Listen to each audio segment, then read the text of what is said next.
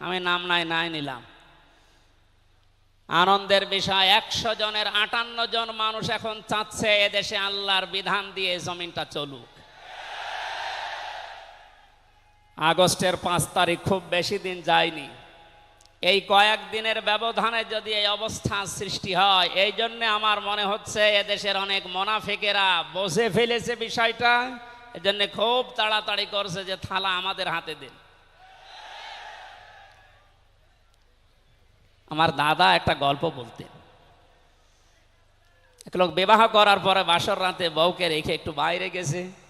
দাদি শাশুড়ি এসে বলছে, আমার কিন্তু পতি চাই, তুমি কি করবা আমি জানি না। নতুন বউ ডাক দিয়ে বলছে, দাদি শাশুড়ি আমার একটু সময় দেন, আপনার পতি হবে, অসুবিধা নেই। শাশুড়ি এসে বলছে, বৌমা আমার কিন্তু নাতি চাই। ঠিক আছে, আমার সময় দেবেন তো।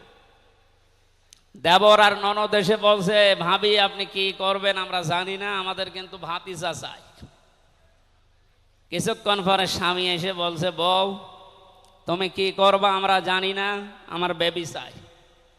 বউ মাথা উঁচু করে বলছে, তোমরা কি সব পাগলের বংশ?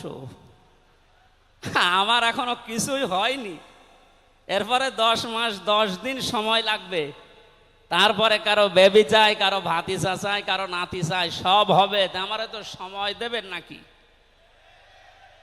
15.5 বছরে যে জঞ্জাল তৈরি হয়ে আছে, 1-1.5 মাসে পরিষ্কার করা সম্ভব? আপনি কি মনে করেন? যারাই দায়িত্ব পেয়েছে ছাত্র জনতার হাত থেকে, দেশের মানুষের হাত থেকে, তাদেরকে তো একটু সময় দেবেন নাকি? কুষ্টিয়াতে বাংলাদেশ জামাতে ইসলামের শ্রদ্ধাভাজন আমির উনি সাংবাদিকদের জানিয়েছেন, আমরা সম্মানজনক এবং যুক্তিপূর্ণ সময় তাদেরকে দিতে চাই, যেন দিনের ভোট আর রাতে না হয়। কথা বলেন না কেন? সুতরাং সম্মানজনক সময় নিয়ে তারা ঠিক ব্যবস্থা করবে।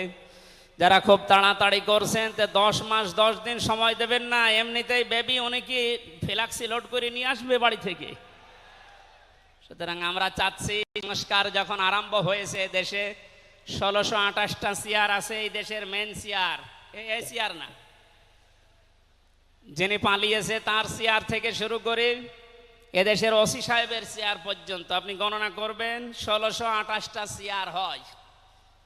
আমরা চাই খুব তাড়াতাড়ি যারা দায়িত্বে আছেন এই 1628টা চেয়ার যেন খুব তাড়াতাড়ি পরিবর্তন করা হয়, কারণ এগুলো সব ওই জালেমদের দোষর। এগুলো পাল্টিয়ে বৈষম্যের শিকার হয়ে 15.5 বছর যারা ওএসডি হয়েছিলেন, যারা নিজেদের চেয়ার পর্যন্ত পৌঁছাতে পারে নাই, আমরা চাই তাদেরকে এই সমস্ত জায়গাগুলোতে দেওয়া হোক। জালেমদেরকে আল্লাহ হেদায়েত দেয় না, তার বাস্তব প্রমাণ কালকের একটা কল রেকর্ড।